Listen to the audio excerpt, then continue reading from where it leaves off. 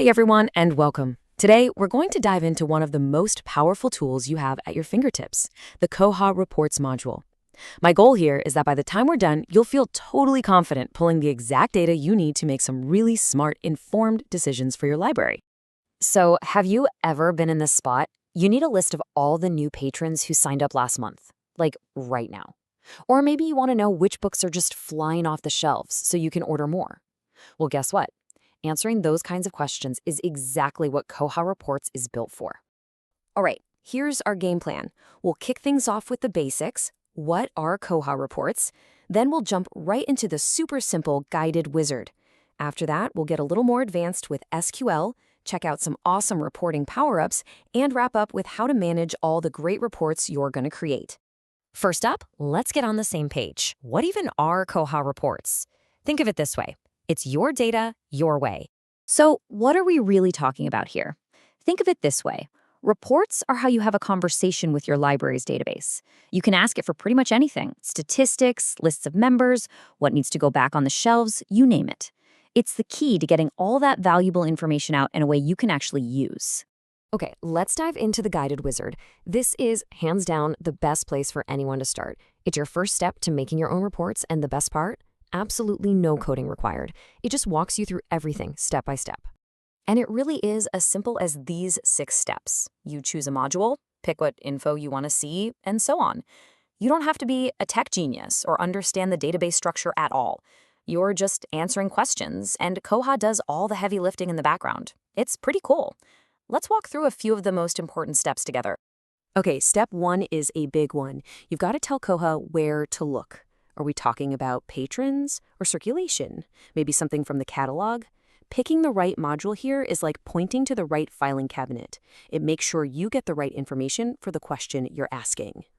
All right, so next up is where you pick what you actually want to see in the report. Think of it like choosing the columns in a spreadsheet. You just find what you need, like say first name and surname, and pop them into your report. It's super straightforward. Now, getting a huge list of everything isn't always useful, right? That's where step 4, adding limits, becomes your best friend. This is how you filter your results. So instead of a list of every single patron, you can say, just show me the ones from the main branch. It's all about making your data sharp and focused. And once you've built the perfect report, you've got to save it. This last part is super important. Give it a clear name, maybe stick it in a group. Think of it as a gift to your future self. This way, you, or anyone on your team, can find it and run it again in 2 clicks, instead of building it all over again. Okay, so the wizard is amazing for a lot of things, but what if you have a really specific, complex question? Something like, I want to see every sci-fi book checked out by a teen in the last 6 months. That's a question the wizard might struggle with. And that, my friends, is where we level up to SQL for total control. So what's the real difference here? Think of the guided wizard like ordering from a menu. It's great, it's easy, you get what you expect. SQL is like walking into the kitchen and telling the chef exactly what you want ingredient by ingredient. It lets you ask literally any question, combine data in new ways, and get super custom results the wizard just isn't built for. Okay, I know what you might be thinking. SQL, I'm not a coder. But hang on, don't panic, Koha has your back. It has this awesome autocomplete feature. As you start typing, it literally suggests the tables and columns for you. You don't need to memorize a thing, which is a huge relief. And here's the absolute best part, the real game changer. You almost never have to start from scratch. There's a massive public library of reports that other Koha users have already written and shared. It's like a community cheat code. You can just find one that's close to what you need, copy it, and make a few small changes. It's amazing. All right, get ready because this next bit is where things get really cool. We're talking about power-ups that you can add to your SQL reports.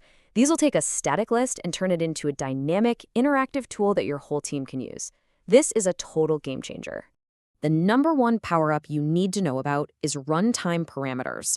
So instead of locking in, say, a specific date range in your report, you can add a little prompt.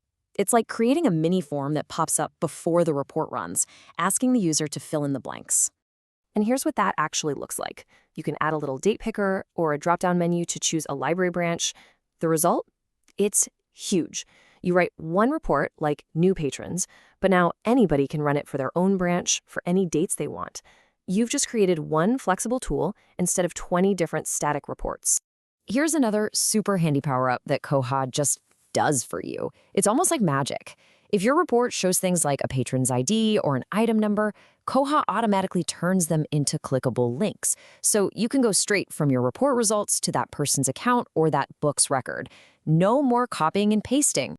Okay, so you're going to be creating all these awesome reports, but where do they all live? Let's talk about managing them, which is basically creating your own personal report library. Every single report you build and save ends up right here in your saved reports list. This page basically becomes your library's data command center. It's all in one place, totally searchable, so you can always find the report you're looking for, right when you need it. And from here, you've got all the power. You can, of course, run a report again. You can tweak it or edit it. You can even schedule it to run automatically. How cool is that? Set it and forget it. You can also duplicate a report, which is great for making a new one without starting over. And naturally, you can download your results to use in a spreadsheet. So there you have it. From the super easy wizard to the incredible power of SQL, you literally have the keys to unlock all the stories hidden in your library's data. This is about so much more than just numbers on a page. It's about really understanding your patrons and your collection on a whole new level. So now that you've got the keys, what are you going to ask first?